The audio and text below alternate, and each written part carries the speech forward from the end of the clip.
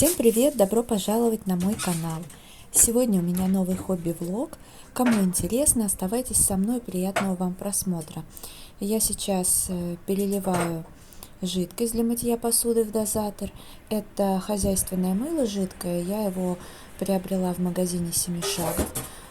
Ну, я рассказывала в предыдущем влоге. Я, собственно, сейчас сняла один влог и начала другой, то есть не с самого утра.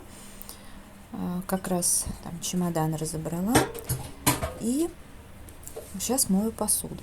У меня просто здесь закончилась жидкость, и я заодно купила в Питере. Кстати сказать, я как сегодня утром мыла там буквально одну миску, абсолютно не жирную, просто хозяйственным мылом. И мне показалось, что посуда стала какой-то жирной. Очень странно. А жидкое мыло прекрасно справляется.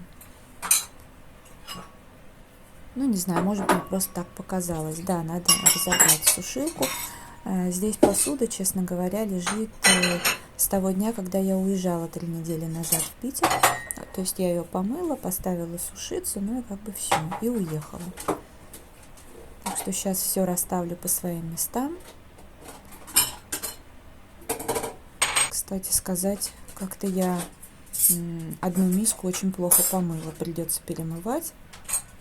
Обычно у меня вся посуда просто блестит и сверкает, но я тогда в очень тяжелом состоянии уезжала. Поэтому как-то вот так получилось.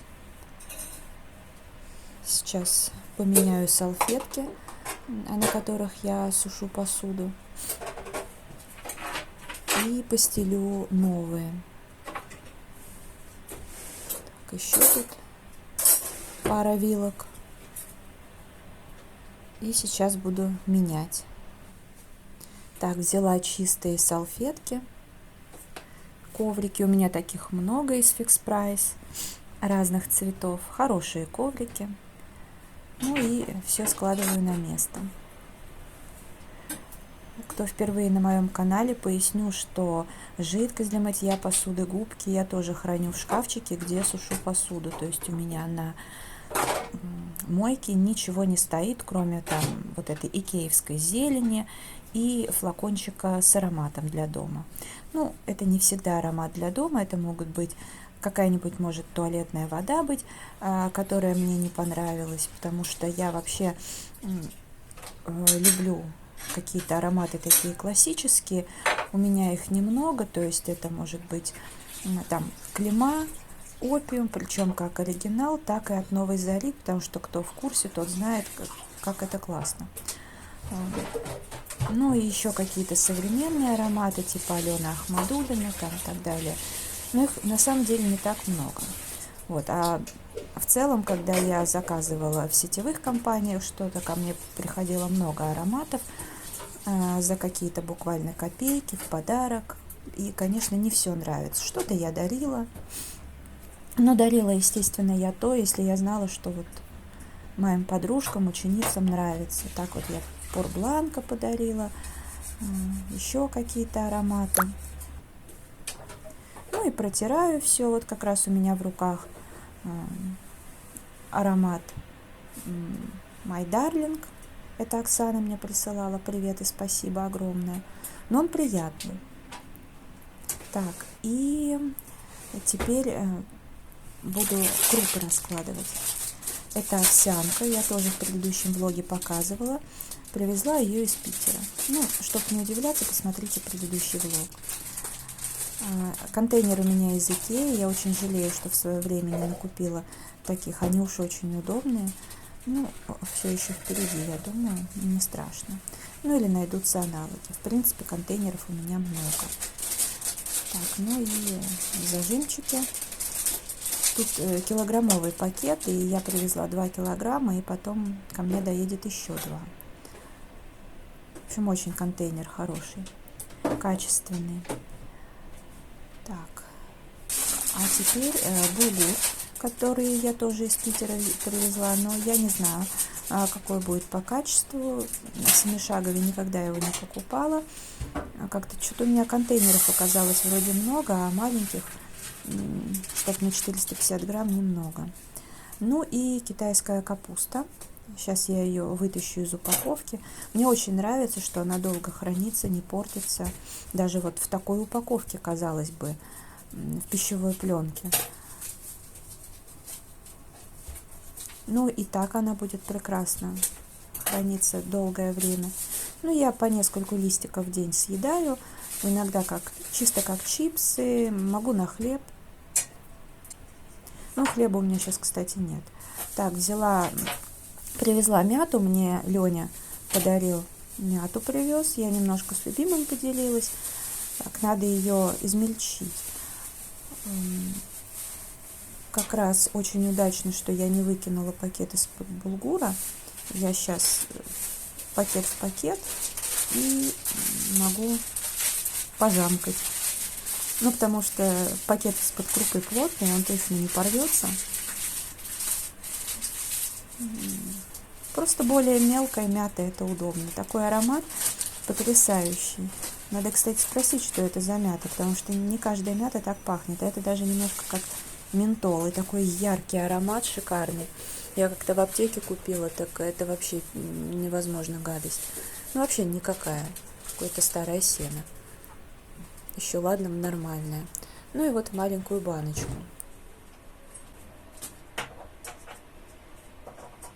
Кофе уберу в холодильник тоже. Привезла из Питера. Ну, просто мы покупали туда и взяли 2 пачки. Одну забрала сюда, в любом случае покупать. Ну, Андрей сказал, говорит, куплю, возьми домой. Ну и отлично.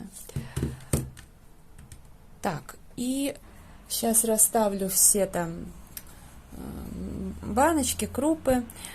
Мне сделал Андрей по моей просьбе вот такую ручку.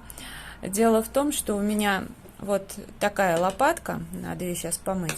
Ну так вот, она мне очень нравится, но у нее нужно заменить ручку. Просто как бы понятное дело, что можно купить новую лопатку. Более того, у меня новых, я не знаю, сколько штук лежит, разных, и деревянных, и пластиковых, еще каких-то. И сейчас, в принципе, в продаже много всяких красивых, но дело тут не в красоте, а в удобстве. Вот эта вот лопаточка уже у нас много лет, я не знаю, она, наверное, советская какая-то. Но она мне ценна не этим, а тем, что, во-первых, когда печешь блины, она вот идеально блины подцепляет и переворачиваешь, то есть, ну, вообще никаких проблем. И несмотря на то, что она металлическая, она не портит сковородки, и блин с нее не падает, и удобно вот. Другие я пробовала, но я никак не могу приспособиться, а это и по размеру она не широкая, не узенькая, и вот эта часть очень хорошая. Единственный косяк, у нее пластиковая ручка, и, видимо, еще давно как-то к плите близко положили, видите, она поплавилась, уже не эстетично выглядит. Так что, если бы она мне не нравилась, я бы ее выкинула вообще спокойно.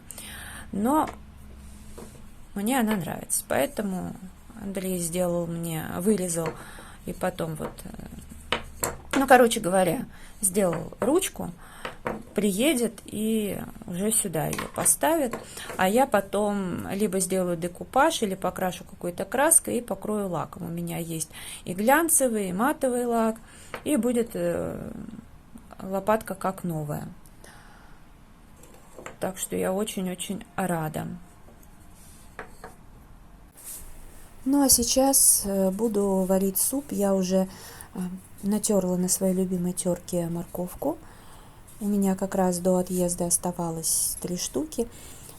Когда я в прошлый раз уезжала, я вообще абсолютно все овощи там, ну, морковку я помню натерла, заморозила, картошку и лук сделала на пару, а в этот раз я так уезжала, что ничего особо не сделала, но так как у меня овощи хранятся в холодильнике, в принципе, все нормально.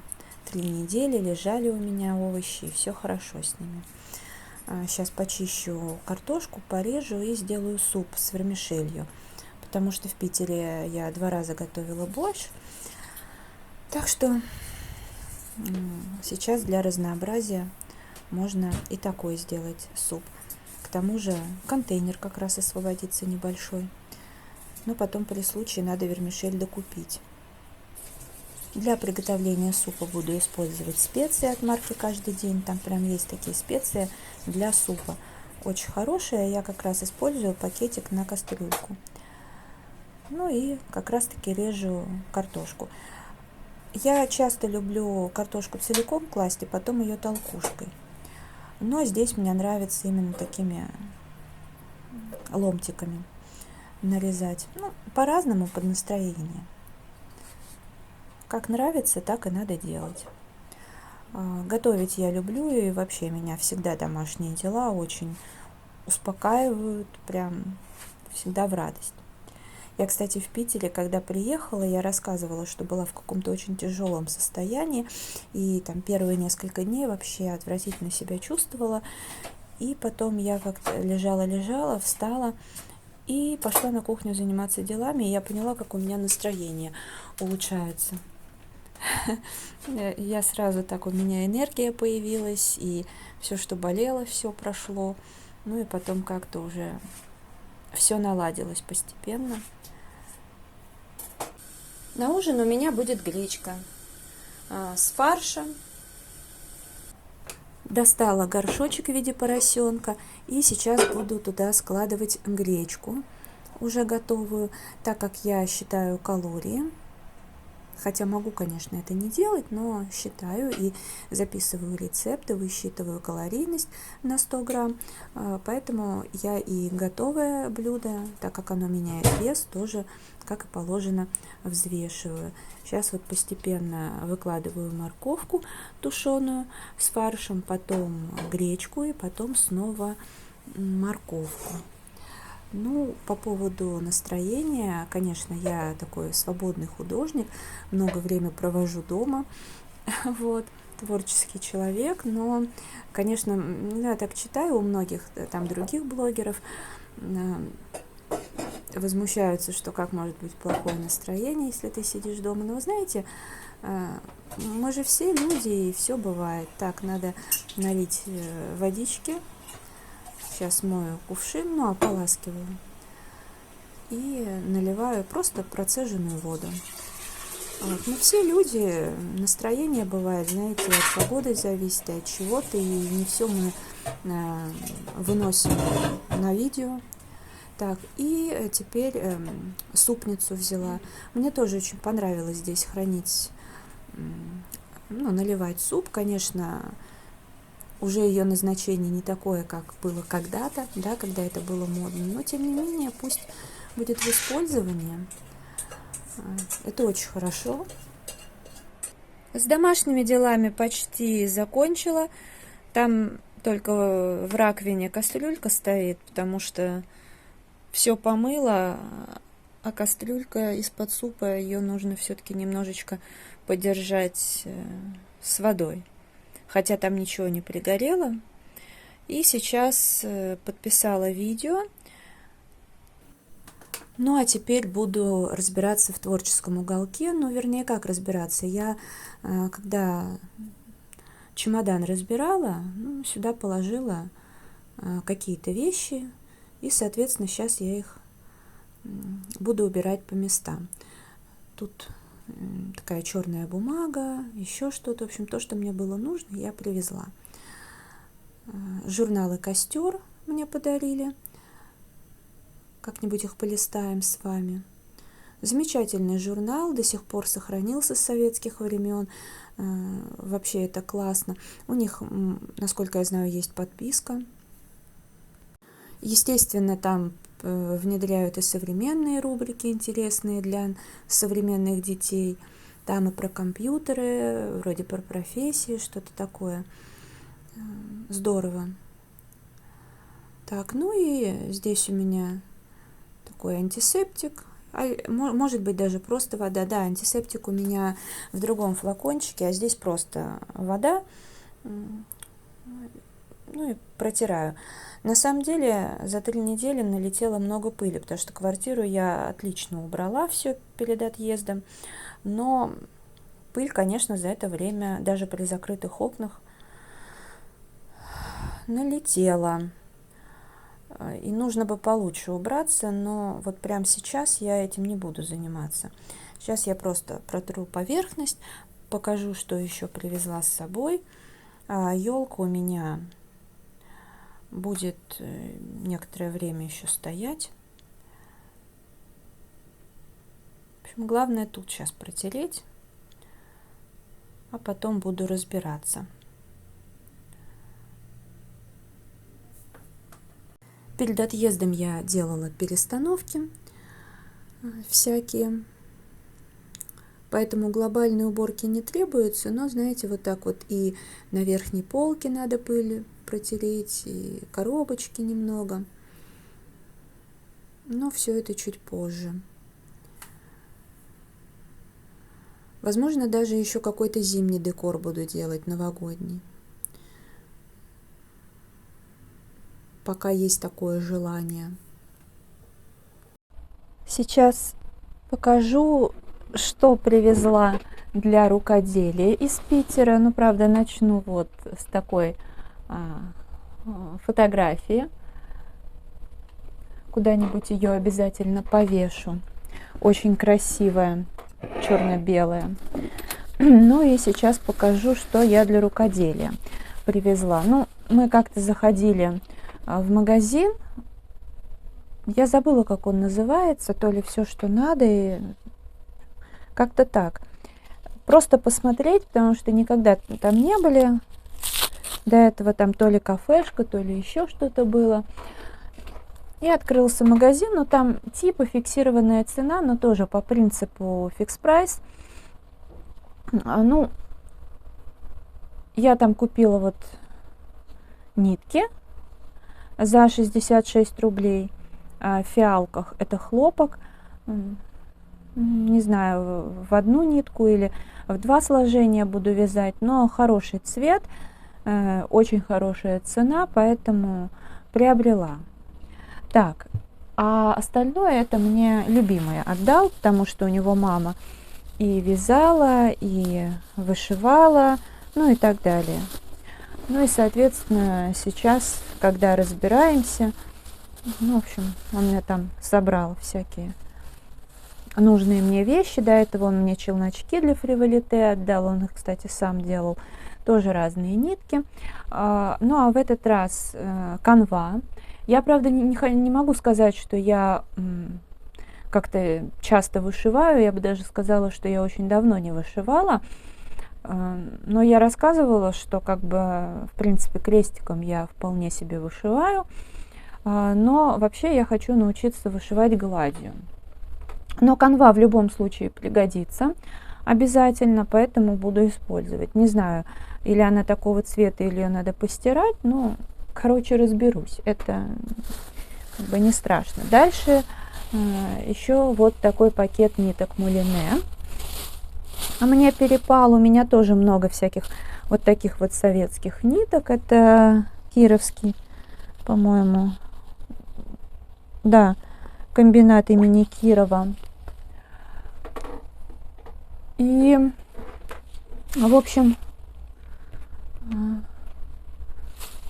я еще недавно, ну как недавно, нет, наверное, уже около года назад я хотела чего-то там вышить и даже подобрала себе нитки, потому что есть такой сайт Крости, и там можно любую фотку загрузить и выбрать, какими хочешь нитками вышивать, ну и так далее. И как бы система выдает сразу количество там и номера ниток и так далее. Вот. Ну и что-то я купила, но в любом случае вышивать не стала. Ну ладно. И вот здесь вот много черных ниток. Короче, теперь у меня много мулине. Вот такие цвета. Они опять же пригодятся при любом раскладе.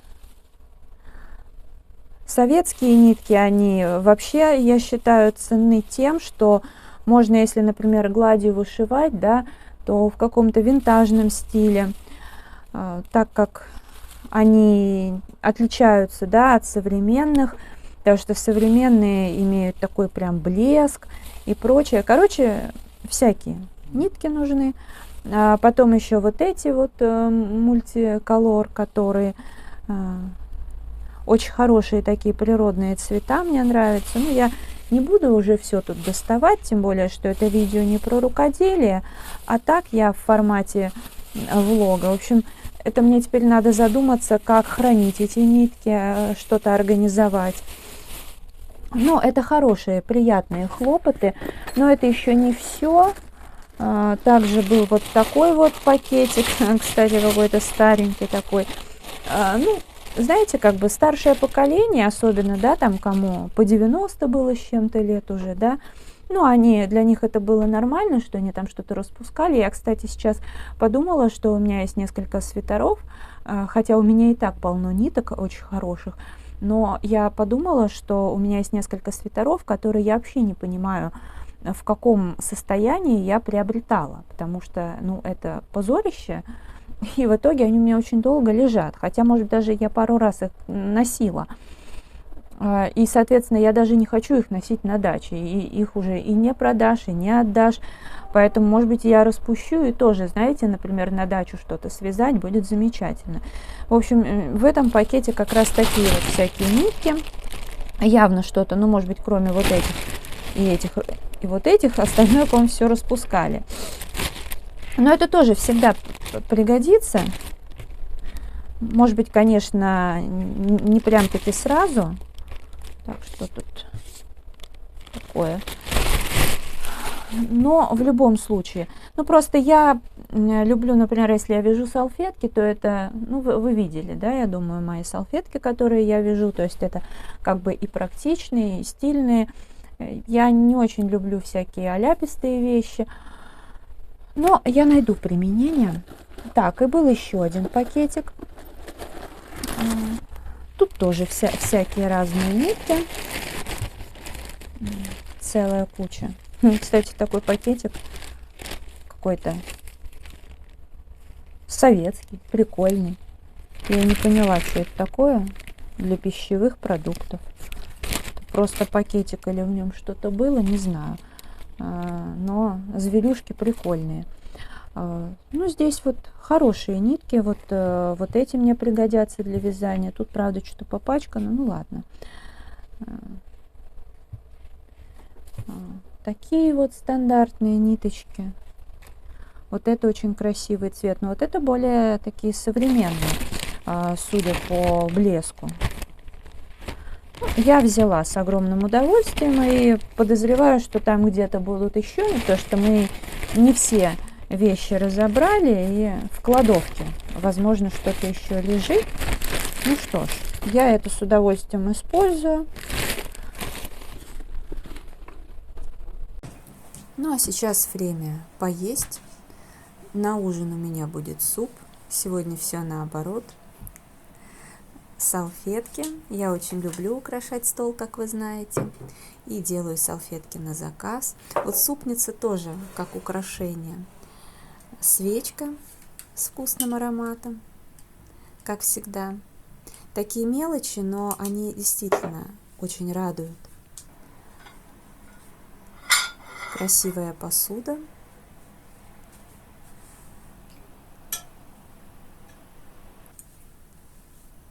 И ложка. Ну вот так. А сейчас буду пить чай. Этот чай я привезла из Питера. Оля, огромное спасибо за такой подарок. Классный такой мешочек. Обязательно его сохраню. Буду что-то, использовать обязательно. Я еще в Питере даже не доставала, не смотрела. Ну, я так приоткрыла, поняла, что там коробочка. Сейчас ее открою. Красота вообще. В коробке пакет.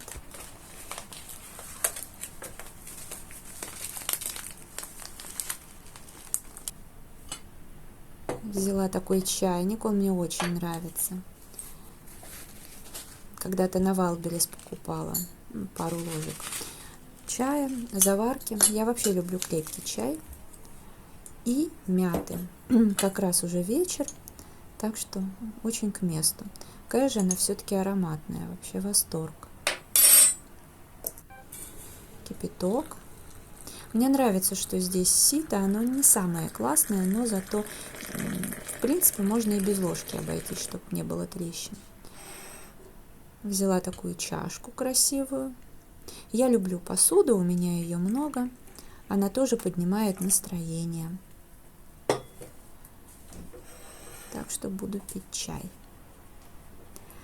Это видео завершаю. Спасибо за просмотр. Всем пока-пока.